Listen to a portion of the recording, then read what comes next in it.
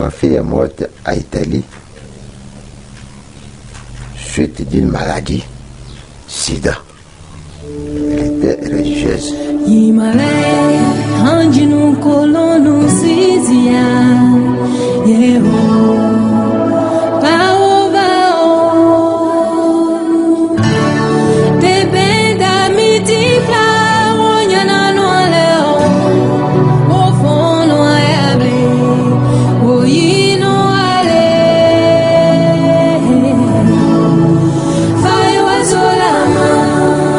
Je viens de l'Afrique, je suis une Africaine.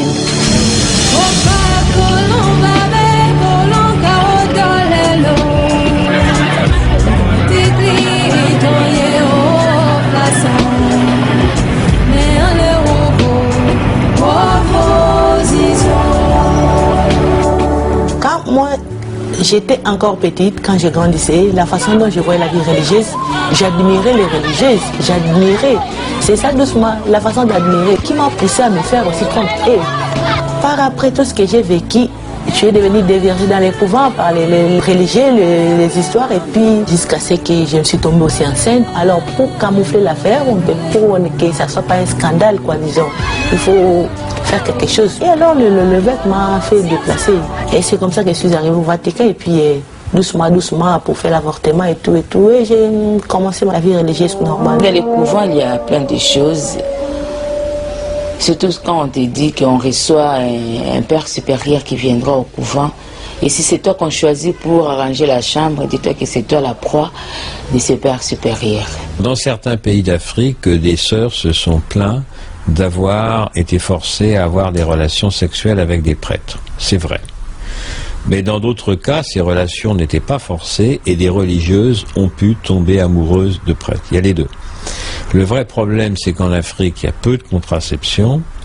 Donc, certaines de ces religieuses sont tombées enceintes, comme on dit, alors que dans d'autres continents, ces relations peuvent avoir lieu sans qu'il y ait un bébé à la suite. En bel grand sillage, les chacun qu'à naviguer tout seul si grand de l'eau, qu'il en met tous, qui fait roi, qui banit de joie, qui jambe flot. Chaque jour c'est rien qui en mise en scène, ou tout seul devant scène. Bon Dieu, bah oui, combattant ton péri. Au couvent, j'ai entendu dire qu'une religieuse qui exerçait la profession d'infirmière a succombé au charme d'un médecin. Elle a été enceinte et quand la supérieure de sa communauté a découvert sa grossesse, elle l'a renvoyée. Dans ma clientèle ou dans ma propre expérience, j'en ai reçu 3.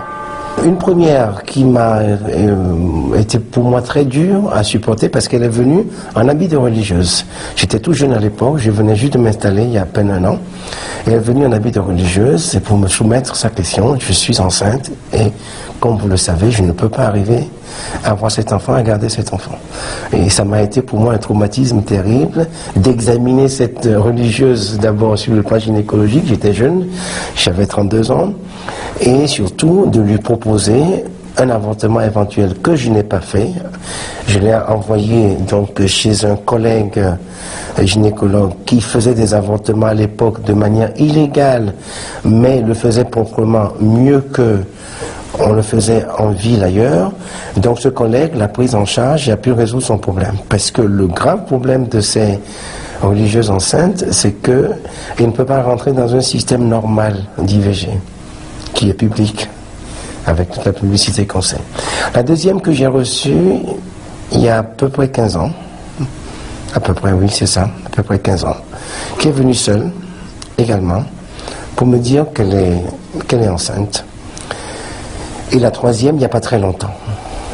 C'est une consultation qui est très silencieuse, où les non-dits sont plus importants que ce qui est dit. On parle très peu de l'autre, ce que j'appelle l'autre, le géniteur. On ne sait pas qui c'est.